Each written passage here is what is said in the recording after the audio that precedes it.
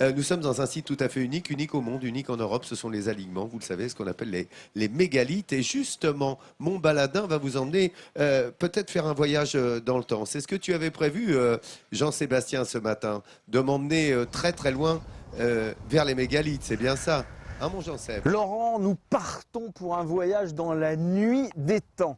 On part aux origines de l'humanité. Lorsqu'on est ici, en pleine proto-histoire, on découvre tous ces alignements de mégalithes. Parce qu'il n'est pas besoin de rappeler que Karnak est connu dans le monde entier pour être la plus grande concentration de ces pierres qu'on vient voir. 500 000 personnes passent par ici chaque année. Alors, nous allons partir au pays de ces pierres debout, au pays de ces pierres couchées, longues pierres, menhir, mène la pierre, ir, longue, c'est parti. Quand on parle de Karnak, on pense inévitablement au menhir. Avec ses 550 sites mégalithiques, Karnak et le golfe du Morbihan représentent la plus importante concentration de pierres dressées au monde. Des dolmens au menhir en passant par des architectures funéraires, ces paysages de pierre sont infinis. Et pour apprécier pleinement ce paysage identitaire du Morbihan, il faut se lever tôt. Il est 7h30, Karnak dort encore, et c'est précisément à ce moment-là qu'Éric, photographe, se rend à la chapelle Saint-Michel et fiche sur le papier ses plus beaux clichés. Le passage de la nuit au jour, c'est quelque chose qui est assez magique. Donc c'est vrai que j'aime bien venir traîner la nuit, quoi.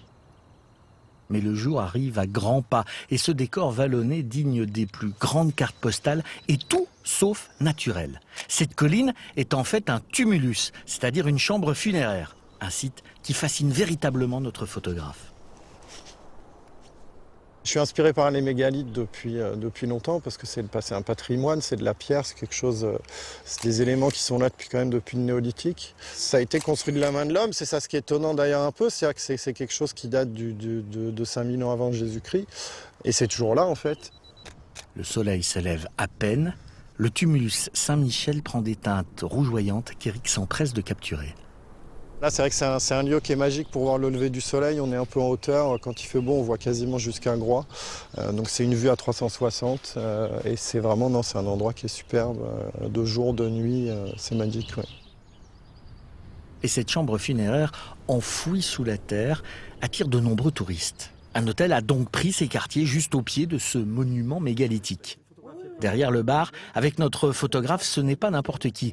Il s'agit de Gwenaëlle, la propriétaire de l'hôtel, et surtout l'arrière-petite-fille de Zacharie Le Rouzic, l'archéologue qui a découvert cette chambre funéraire.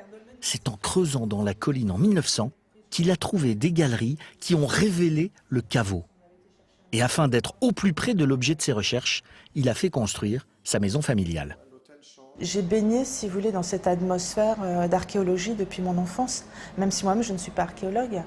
Mais Zacharie Le Rouzic, c'est mon ancêtre, hein, donc c'est quand même lui qui est présent. Quand même. Et quel ancêtre à Karnak, il est quand même connu, il a fait vraiment beaucoup pour Karnak. Éric retrouve maintenant Jacques, spécialiste de ces grandes pierres. Il nous emmène sur un des sites les plus emblématiques de la ville, les fameux alignements.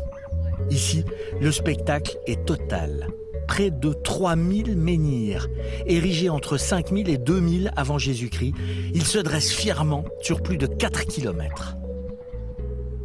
On est devant quelque chose d'assez exceptionnel quand même, de pouvoir réussir à déplacer plus de 3000 pierres, les aligner du plus grand au plus petit comme ça. Il y a un côté esthétique qui est quand même incroyable. Suivant les saisons, les alignements ne se présentent pas de la même manière et en cours de journée aussi, ils sont extrêmement mouvants. La lumière est très différente et c'est vrai que c'est toujours un étonnement, que ce soit le matin ou le soir, de voir ces alignements, de les parcourir. Ces alignements majestueux forment un des ensembles mégalithiques les plus importants d'Europe de l'Ouest. Ce qui marque également l'identité de ce site, ce sont ces moutons. Alors, ces moutons sont des moutons des Landes de Bretagne, redécouverts dans les années, fin des années 80, et que nous utilisons ici de manière à recourir le moins possible à la mécanisation pour l'entretien des sites. Donc c'est de l'éco-entretien, de l'éco-débroussaillage, et en même temps ça plaît beaucoup aux visiteurs.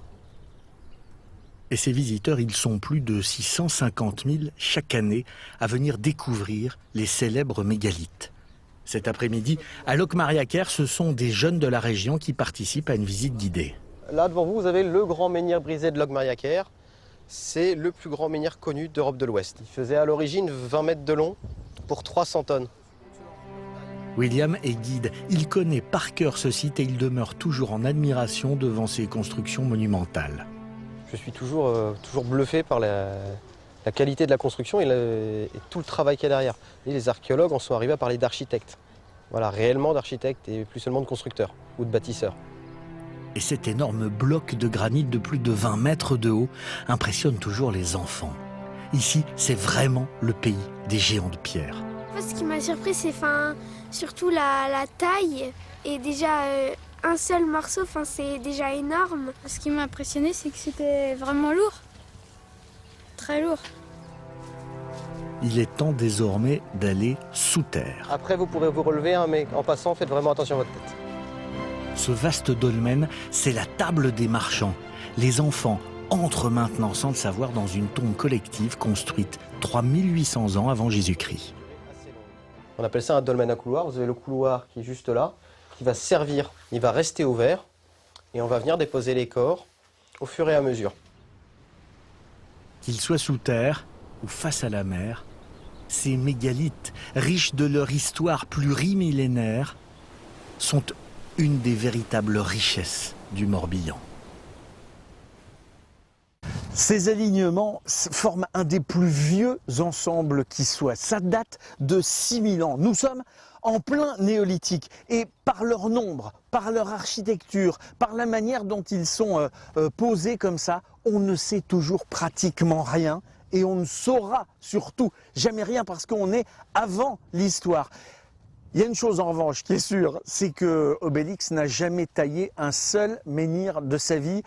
Tout simplement, c'est une erreur d'historien du 19e siècle qui a fait dire ça à Uderzo et Goscinny parce que ce qui était avant, c'était forcément les Gaulois. Donc on s'est dit, c'est les Gaulois qui ont posé ça et qui ont fait ça, mais pas du tout.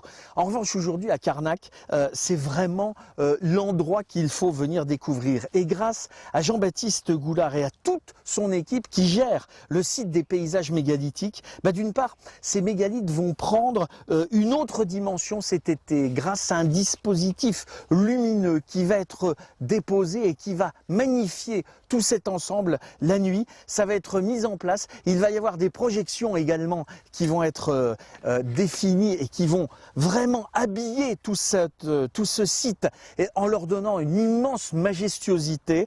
Et tout cela peut-être aurait pu éviter d'avoir cette phrase malheureuse de Balzac qui se plaignait du profond ennui provoqué par ces amoncellements de pierres. En tout cas, Jean-Baptiste, vous êtes venu avec moi ici devant cet endroit qui, moi, à chaque fois que je viens, ne cesse de m'émouvoir. Et pour tout ce que vous faites, pour ce paysage mégalithique magnifique, dont on espère un jour qu'il sera classé au patrimoine mondial de l'humanité, je crois. Exactement. Sourire de France pour vous. Vraiment merci. Et bravo. Merci beaucoup. Et ce prix, il est pas pour moi, il est pour tous les gens qui travaillent pour ce patrimoine, pour donner un peu de sourire à ce territoire et puis pour le développer. Merci. Merci à vous. Merci à vous. Bravo. Alors là, largement mérité. On vous parlait des alignements depuis le début de semaine, de cette époque néolithique. Je crois que là, vous venez d'avoir vraiment toutes les informations concernant les alignements, les fameux alignements de Carnac.